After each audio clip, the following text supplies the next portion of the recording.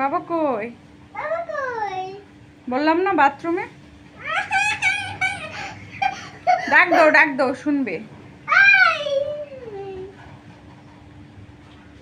বাবা কই? বাথরুমে।